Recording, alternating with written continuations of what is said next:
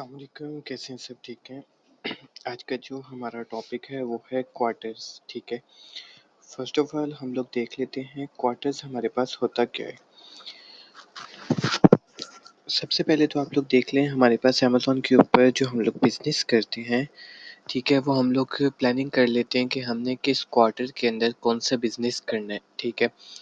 अब हमारे पास इन a year 1 साल के अंदर हमारे पास कितने मंथ्स हैं? 12 मंथ्स हैं। ठीक है। अब हमारे पास टोटल क्वार्टर्स जो हैं अमेज़न के ऊपर वो हैं 4। अगर हम लोग कंपैरिज़न करें तो हमारे पास एक क्वार्टर के अंदर 3 मंथ्स आ रहे हैं। ठीक है। मैंने यहाँ पे लिख भी दिया है, क्वार्टर 1 में हमारे पास आ रहा है Jain, Feb and March, quarter 2 में अप्रैल, मई एंड जून, क्वार्टर 3 में जुलाई, अगस्त एंड सितंबर एंड क्वार्टर 4 में अक्टूबर, नवंबर एंड दिसंबर है।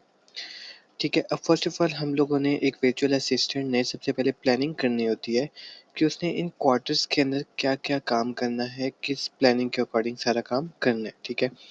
अब जैसे मेरे पास क्वार्टर 1 आ रहा है, ठीक है, जो हमारे पास स्टार्ट हो रहा है जनवरी, फ़ेब से एंड मार्च से। क्वार्टर 1 जो है, अगर आप लोगों ने होलसेल का काम करना है तो क्वार्टर 1 हमारे पास बेस्ट टाइम है फॉर ब्रांड अप्रूवल्स। ठीक है। क्वार्टर 1 हमारे पास बेस्ट टाइम है फॉर ब्रांड अप्रूवल्स। अब why quarter 1 is the best time? क्योंकि हमारे पास क्वार्टर 4 रिसेंटली ख़त्म हुआ होता है। ठीक है। तो ब्रांड्स के पास नंबर ऑफ सेल्स जो हैं वो हमारे पास थोड़ी-सी कम हो जाती हैं, तो वो चाहते हैं कि हमारे साथ मल्टीपल लोग और काम कर लें ताकि हमारी सेल्स जो हैं वो अगेन इंक्रीज़ हो जाएँ। ठीक है। तो अगर किसी बंदे ने अपना होलसेल के अंदर करियर स्टार्ट करना है, तो आई विल रिकमेंड कि वो क्वार्टर 1 से स्टार्ट करें ताकि उनको ब्रांड अप्रूवल्स लेना भी ईज़ी हो जाए। ठीक है। और अगर एक वर्चुअल असिस्टेंट है वो काम करना चाहता है तो उसके लिए जो बेस्ट टाइम माना जाएगा, रिकमेंड किया जाएगा फॉर ब्रांड्स अप्रूवल सर्विसेज़, अगर कोई न्यू है तो उसके लिए भी हमारे पास क्वार्टर 1 बेस्ट टाइम है। ठीक है। देन वी हैव एप क्वार्टर 2। क्वार्टर 2 में हमारे पास है अप्रैल, मई एंड जून। देखिए, हम लोग जो होलसेल का काम करते हैं, होलसेल में हम लोग ज़्यादातर सीज़नल चीज़ों को अवॉइड करते हैं, हम लोग सीज़नल चीज़ों के साथ नहीं जाते। ठीक है। बट हमारे पास जो ऑनलाइन आर्बिट्राज की प्रोडक्ट्स होती हैं, उसके अंदर हम लोग रिकमेंड करते हैं कि हम सीज़नल प्रोडक्ट्स के साथ चले जाएँ। क्यों? रीज़न इसके पीछे क्या है कि हम सीज़नल प्रोडक्ट्स के साथ इसलिए जाते हैं कि हम उसकी इन्वेंटरी जस्ट 5, 10 या 15 पीसेज़ बाय कर रहे होते हैं। तो अब मैं आप लोगों को साथ-साथ एग्ज़ाम्पल्स भी देता जाता हूँ कि हमारे पास सीज़नल प्रोडक्ट्स कौन-कौन सी हो जाएँगी। अगर मैं जनवरी मंथ की बात करूँ, तो हमारे पास न्यू ईयर के रिलेटेड जितनी प्रोडक्ट्स आ रही हैं वो हम उनको यूज़ कर सकते हैं। ठीक है। Then we have jackets, leather jackets, sweaters, warmers, caps, socks, shoes. ठीक है। ये ग्लव्स, हमारे पास जितने भी इस तरह की चीज़ें आ गई वो हमारे पास आ सकती हैं। देन आप लोग पेट रिलेटेड जितनी भी प्रोडक्ट्स आ रही हैं for winters, like pet clothes, pet house, ठीक है, पेट वार्मर्स एक्सेट्रा। ठीक है। अब आप लोगों ने क्या करना है, आप लोगों ने अगर इन प्रोडक्ट्स में आप लोगों को प्रॉफ़िट अच्छा लगता है तो आप लोगों ने करना ये है कि आप लोग इनकी लिमिटेड क्वांटिटी बाय करेंगे। ठीक है। और अगर आप लोगों ने इन्हीं प्रोडक्ट्स का होलसेल का काम करना है, देन आप क्या करेंगे, इसमें आप लोग जो भी हमारे पास ब्रांड्स होते हैं उसके कुछ ना कुछ एमओक्यू होता है। ठीक है। फर्स्ट ऑफ ऑल हम देख लेते हैं एमओक्यू क्या है। MOQ stand for minimum order quantity. ठीक है। Minimum order quantity. हमारे पास अमेज़न के ऊपर जो ब्रांड्स काम कर रहे हैं उनका एमओक्यू होता है। ठीक है। एमओक्यू मीन्स कि आप कम से कम इतने यूनिट्स खरीद सकते हैं। ठीक है।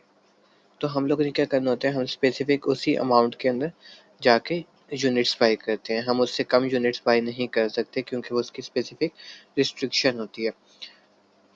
Then we have quarter 2। Quarter 2 में हमारे पास मंथ्स आ रहे हैं अप्रैल, मई एंड जून। देखिए, हमारे पास जो समर की वेकेशन स्टार्ट हो रही हैं वो हमारे पास ऑलमोस्ट क्वार्टर 2 के लास्ट से स्टार्ट हो जाती है।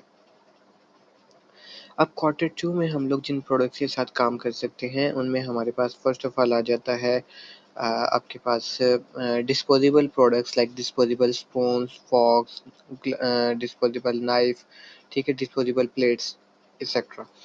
Then we have camping related products. ठीक है। कैंपिंग रिलेटेड प्रोडक्ट्स जितनी आ जाएंगी उनको भी हम सीज़न क्वार्टर 2 के अंदर यूज़ कर सकते हैं। ठीक है। उसके बाद हम लोगों के पास आ जाता है क्वार्टर 3। अब क्वार्टर 3 हमारे पास एक ऐसा क्वार्टर होता है जिसके अंदर हमने प्लानिंग करनी होती है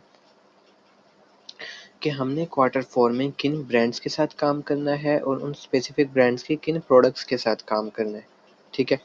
तो हम क्वार्टर 3 के अंदर स्पेसिफिक इसी चीज़ों के ऊपर फोकस करते हैं। देन हम लोग क्या करते हैं क्वार्टर 3 के अंदर, क्वार्टर 3 में हम लोग ये भी देखते हैं कि हमारे पास जो क्वार्टर 1 एंड क्वार्टर 2 में हमने जो प्रोडक्ट्स लिस्ट की थी, क्या वो सेल हो गई हैं या नहीं। अगर नहीं हुई होंगी सेल्स, तो हमारी कोशिश रहेगी कि हम उन प्रोडक्ट्स के ऊपर सेल ऑफ़र कर दें, डिस्काउंट ऑफ़र कर दें, ताकि हमारी प्रोडक्ट्स को ईज़िली आगे सेल हो जाए। अब यहाँ पे एक चीज़ ऐड करते जाऊँ कि हमारे पास क्वार्टर 1, क्वार्टर 2 एंड क्वार्टर 3 में अमेज़न की एफबीए फीसेस जो होती हैं वो ऑलमोस्ट सेम होती हैं, ठीक है। हम लोग रेकमेंड करते हैं कि आप लोगों ने अपना अमेज़न का सेलर सेंट्रल बनाना है तो क्वार्टर 1 एंड क्वार्टर 2 में बना लें या क्वार्टर 3 के स्टार्ट में बना लें, ठीक है। सितंबर के मंथ को अवॉइड करें अपना अकाउंट बनाने के लिए, ठीक है, सितंबर से लेकर दिसंबर तक। Then we have quarter 4। अब क्वार्टर 4 में हमारे पास आ रहा है मंथ्स जो हैं, उनमें है हमारे पास अक्टूबर, नवंबर एंड दिसंबर, ठीक है। अब यहाँ पे देखते हैं हमारे पास क्रिसमस जो है वो हमारे पास आती है 25 दिसंबर को। क्रिसमस के 5 डेज़ के बाद हमारे पास 6 डेज़ के बाद हमारे पास न्यू ईयर आ जाता है। देन वी हैव नवंबर में हमारे पास हैलोवीन डे आ जाता है। तो हम लोगों ने करना ये होता है कि हम लोग उन प्रोडक्ट्स के रिलेटेड काम करते हैं, बट सीज़नल चीज़ों पे जाते हैं, ठीक है। और सीज़नल चीज़ों पे हम जाके क्या करेंगे, लिमिटेड स्टॉक बाय करेंगे, ज़्यादा चीज़ें बाय नहीं करेंगे, ठीक है। क्वार्टर 4 जो होता है वो एक risky business model, risky quarter समझा जाता है, ठीक है।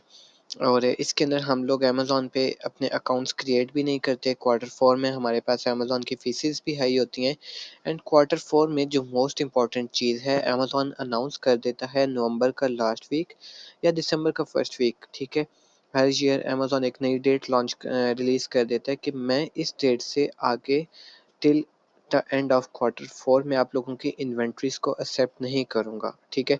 तो हम लोगों ने कोशिश करनी होती है कि हमने जिन भी चीज़ों का काम करना है क्वार्टर 4 के अंदर, हम एक ही दफ़ा अक्टूबर या नवंबर के फर्स्ट वीक में अपनी चीज़ों को अमेज़न के वेयरहाउस में पहुँचा दें, ताकि एट द एंड अगर अमेज़न अपनी वेयरहाउसेज़ को क्लोज़ कर देता है, शिपमेंट एक्सेप्ट नहीं करता, तो हमारी चीज़ें अमेज़न के पास ऑलरेडी अवेलेबल होंगी।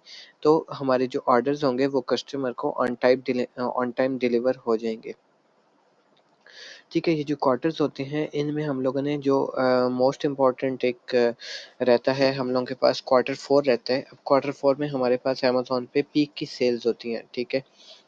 और हमारे पास जो अकाउंट सस्पेंशन की तरफ जाते हैं, वो हमारे पास मेजॉरिटी अकाउंट सस्पेंड भी क्वार्टर 4 में होते हैं, ठीक है? ये हमारा एक नेक्स्ट लेक्चर है, अलग से एक लेक्चर है जिसमें हम सीखेंगे कि अमेज़न के अकाउंट सस्पेंड क्यों होते हैं, ठीक है? तो आज की ये थी हमारी एक शॉर्ट सी वीडियो जिसमें हमने क्वार्टर्स के रिलेटेड देखा, हमने देखा कि किस क्वार्टर में हमने क्या काम करना होता है, ठीक है। अ, अगर आप लोगों को कोई क्वेश्चन, कोई डाउट तो आप लोग कमेंट सेक्शन में पूछ सकते हैं, ठीक है। टेक केयर, अल्लाह हाफ़िज़।